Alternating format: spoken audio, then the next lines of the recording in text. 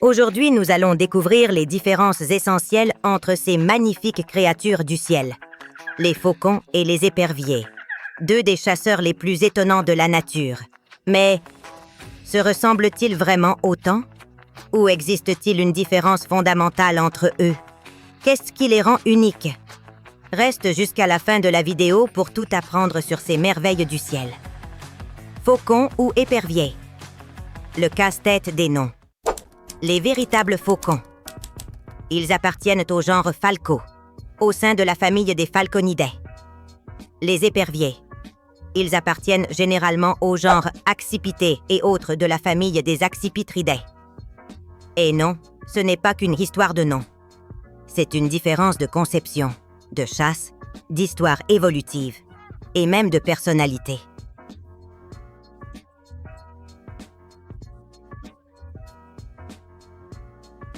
Les faucons ont évolué différemment des éperviers. Alors que les faucons sont plus proches des perroquettes que des aigles, oui, incroyable mais vrai, les éperviers suivent une lignée évolutive plus proche des aigles, des vautours et d'autres rapaces plus robustes. Ce n'est pas qu'une simple curiosité scientifique. Cette divergence évolutive leur a donné des outils très différents pour chasser et survivre. Techniques de chasse. Faucons. Ils chassent en plein vol. Ils prennent de l'altitude, repèrent la proie, puis piquent en chute à des vitesses dépassant 320 km/h. Ce sont les sprinteurs du ciel. Éperviers. Ils privilégient l'embuscade. Ils volent bas entre les arbres et attaquent par surprise. Leur style mise davantage sur la discrétion et la précision.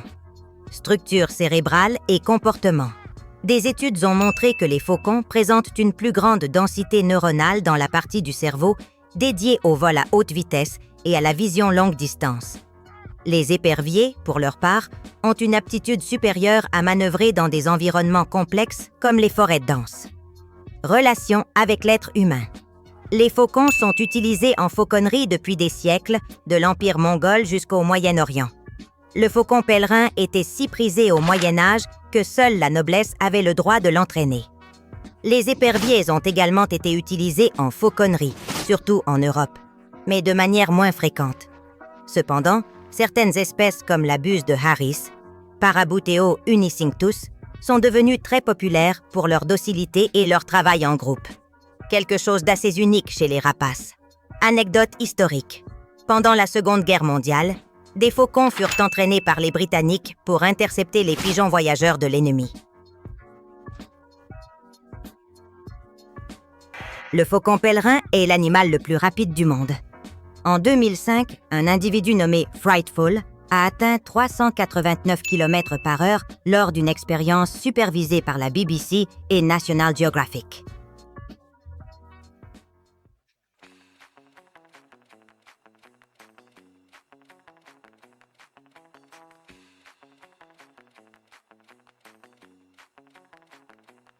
À quel point ces oiseaux voient-ils bien?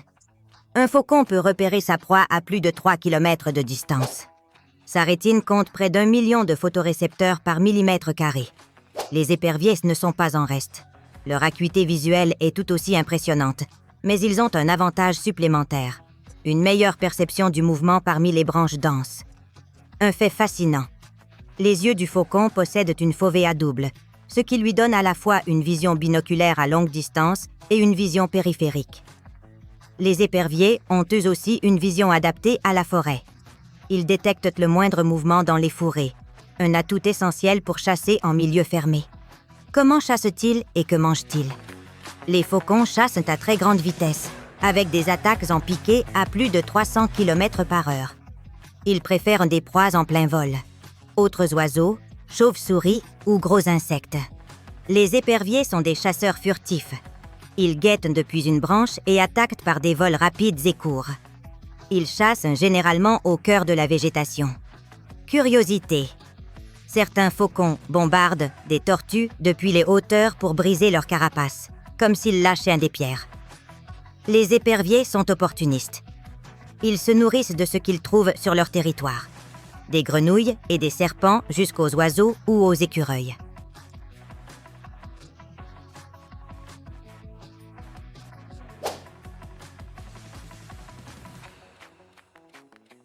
Les faucons sont généralement monogames, et certains restent avec le même partenaire toute leur vie. La parade nuptiale inclut des vols acrobatiques, des échanges de nourriture et des appels vocaux. Les éperviers sont eux aussi monogames, mais plus territoriaux. Certaines espèces défendent leur territoire de manière extrêmement agressive. Les deux sexes participent aux soins des oisillons, mais c'est la femelle qui reste le plus longtemps au nid. Les oisillons de faucons commencent à voler vers 6 semaines. Ceux des éperviers aussi, bien que leur apprentissage de la chasse puisse prendre plus de temps.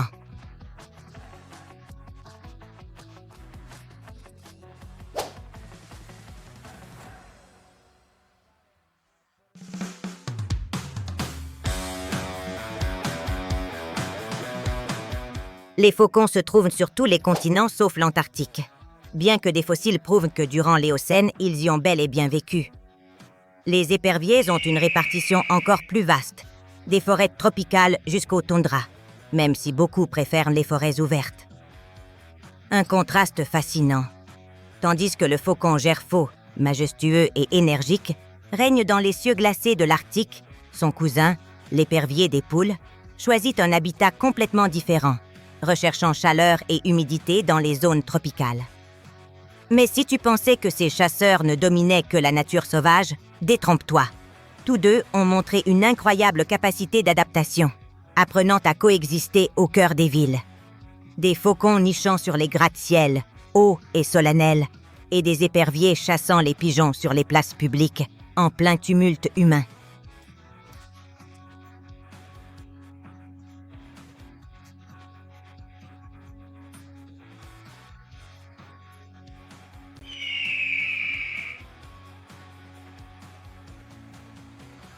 Au fil de l'histoire, les faucons et les éperviers ont figuré sur des blasons, des drapeaux et d'autres représentations héraldiques comme symboles de noblesse, d'honneur et de bravoure.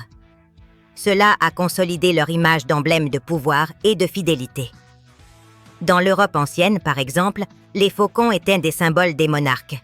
Et la fauconnerie était un passe-temps royal, ce qui a renforcé l'association de ces oiseaux avec la royauté et la noblesse. Fait curieux. Aux Émirats arabes unis, où les faucons sont très appréciés et jouissent presque d'un statut royal, les faucons peuvent obtenir un passeport. En 2016, un faucon nommé Khalifa est devenu le premier à posséder un passeport officiel délivré par le gouvernement émirati. Ce passeport a permis à l'oiseau de voler sans restriction sur des vols internationaux. Quelque chose qui paraît plus adapté à une pop star qu'à un rapace. Ce passeport faisait partie d'un effort visant à garantir le bien-être des faucons qui accompagnent les chasseurs, certains étant transportés par avion vers d'autres pays durant les saisons de chasse. Au Japon, dans la région montagneuse de Nagano, se trouve le temple Togakushi, un lieu où l'on vénère un faucon comme messager des dieux. Ce temple reflète le lien profond que la culture japonaise entretient avec la nature et le spirituel. Pour les habitants de la région, le faucon n'est pas seulement un chasseur du ciel, mais un être sacré, capable de voyager entre le monde terrestre et le monde divin. À Togakushi, le faucon symbolise la puissance, la sagesse et la protection, servant de lien entre les humains et les esprits. Ce respect envers le faucon reflète la façon dont, au fil de l'histoire, de nombreuses cultures ont vu dans cet oiseau majestueux un symbole du sacré et de l'inaccessible. La vision d'un faucon, avec un vol à la fois libre et précis, est une métaphore parfaite de la connexion entre le physique et le spirituel, un thème récurrent dans diverses traditions à travers le monde.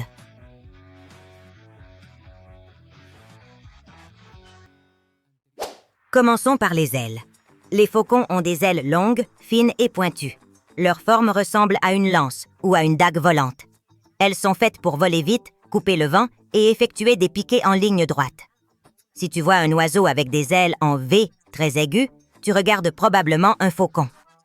Les éperviers, au contraire, ont des ailes plus courtes et arrondies. Elles sont larges et paraissent plus compactes. Cela leur permet de manœuvrer entre les arbres et de changer rapidement de direction. Si le vol est agile, avec des virages serrés entre les branches, tu as là un épervier en action. Maintenant, la queue. En vol, la queue est un élément clé pour les reconnaître. Les faucons ont généralement une queue plus courte et plus droite. Les éperviers, en revanche, arborent une longue queue, large, avec des bandes horizontales bien marquées. Cette queue leur sert de gouvernail lors de leurs manœuvres au cœur de la végétation. Le corps donne aussi des indices. Les faucons ont un corps plus svelte et aérodynamique. Ils sont conçus pour la vitesse pure. Les éperviers, en revanche, sont plus trapus, avec une poitrine large et des pattes plus longues. Leur morphologie est faite pour les embuscades et le corps à corps avec leur proie. Et attention à la tête et au bec. Même si on ne le voit pas toujours de loin, si tu arrives à bien les distinguer, remarque ceci. Le faucon possède un bec courbé avec une sorte de dent ou encoche sur le bord supérieur. On l'appelle la dent tomiale, et elle est unique chez les rapaces. Les éperviès ne l'ont pas. Leur bec est bien courbé, mais sans cette protubérance. De plus, les faucons ont un visage plus affilé, presque comme s'ils portaient un masque ajusté. Les éperviers ont une expression plus robuste et des yeux perçants qui impressionnent de près. N'oublions pas le plumage. Ici, cela peut beaucoup varier selon l'espèce, mais on retrouve des motifs communs. Les faucons présentent souvent un plumage plus uniforme, dans des tons grisâtres, bruns ou bleuâtres, avec une poitrine claire et tachetée. Les éperviers, en revanche, affichent souvent un barré horizontal sur la poitrine et des couleurs plus contrastées entre le dos et le ventre. Une anecdote historique fascinante. Pendant la Seconde Guerre mondiale, lorsque les communications en temps de guerre étaient vitales, tant les alliés que leurs ennemis dépendaient de divers moyens pour transmettre des messages. Parmi ceux-ci, les pigeons voyageurs jouèrent un rôle crucial, transportant des messages secrets sur de longues distances. Toutefois, les Britanniques, toujours en quête de méthodes innovantes pour contrer l'ennemi, eurent une idée surprenante. Entraîner des faucons pour intercepter ces pigeons voyageurs. Le projet, connu sous le nom de falconnerie militaire, fut soutenu par les services secrets britanniques. Les faucons, grâce à leur vitesse et à leur agilité remarquables, furent dressés à repérer et à capturer en plein vol les pigeons ennemis, empêchant ainsi la livraison de leur précieuse cargaison. Cette technique, audacieuse s'il en est, fit partie des nombreuses réponses créatives et risquées employées par les Britanniques pour intercepter des informations cruciales, conservant ainsi un avantage stratégique dans les airs. Bien que l'usage des faucons pendant la guerre ait été relativement limité, l'histoire de leur entraînement et de leur déploiement démontre l'étonnante interaction entre la nature et la technologie en temps de conflit. Ces chasseurs majestueux, utilisés la plupart du temps pour la chasse traditionnelle, devinrent des pièces clés dans une guerre en évolution rapide, révélant l'ingéniosité de cette époque.